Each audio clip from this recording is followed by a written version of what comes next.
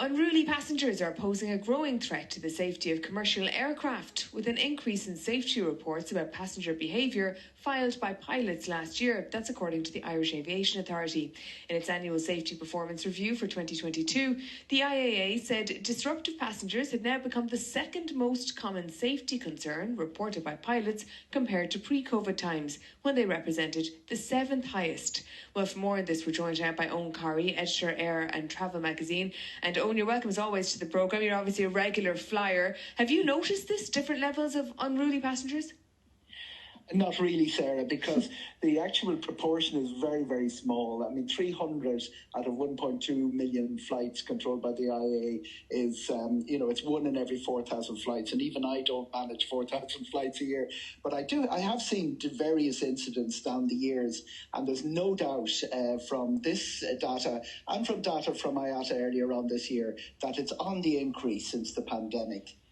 And what are we talking about here then? Is this physical attacks? Is this verbal abuse?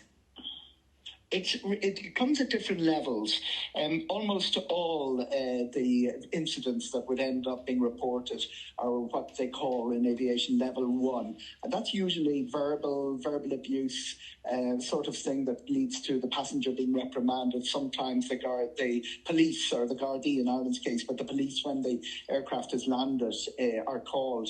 Then there are about 10%, which are about level 2, and they involve physical aggression and sometimes damage to the aircraft, very discomforting to everybody on that aircraft. And you're on a 4-hour flight to the Canaries, and there's nowhere to go if there's something going on board. And come here to me, yes. What's the worst thing you've ever come across?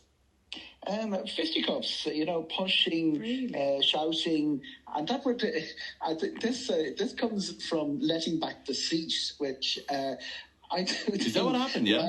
So somebody let back the seat and they started going at it. Well, that can be very annoying. Yeah, but hang on a second. Oh, you're telling me. Ryanair had this great idea where you can't let back the seat, and everybody says, "Oh, that must be uncomfortable." But who is punching that in that incident, Eoghan? Well, let me put it like this. A bottle of red wine in your lap at the start of a 7 or an 8 hour flight is not the most exciting thing in the world to happen to you.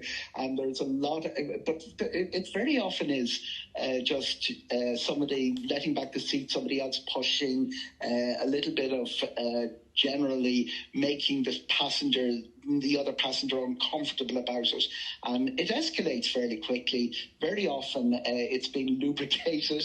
And as I often say, how the cabin crew respond to it is a really important part of it.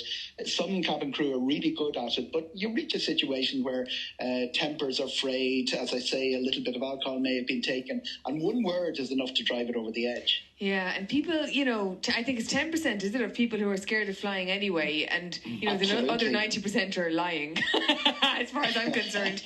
Like everybody can be a bit nervous of flying, and being trapped on an airplane with, somebody who's getting a bit bolshy is not easy. I think people underestimate how stressful it is, especially people who fly a lot.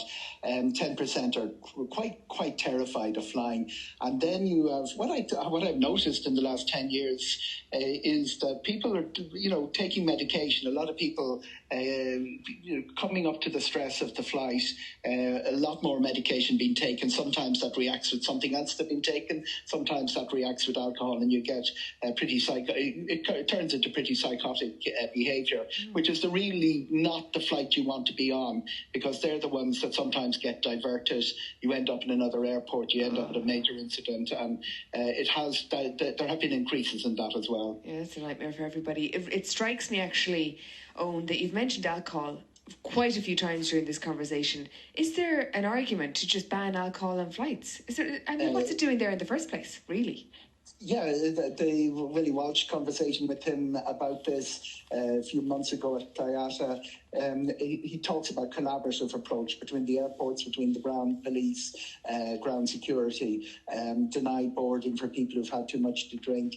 There are calls occasionally that drink not be served early in the morning, or that people not be overserved when they're due to get on flights. But you've got to remember also, people tend to, if they're on a recreational flight or a leisure flight, they tend to start the leisure activity in the airport. Oh, sure, and there's nothing like a gang of lads or a gang of girls off on their way to Benidorm to stock up in the bar. Even 4 or 5 a.m. flights. Yeah. It's incredible, isn't it? And the bar is open at that time. I mean, alcohol is about 25% of it. It falls into a category, not exactly, but about half of the incidents are related to non-compliance with safety regulations. That would be seat belts, things like that. About 25%, a little bit more than 25% are alcohol or other intoxication. And then about another 25%, this is worldwide now, non-compliance with smoking regulations.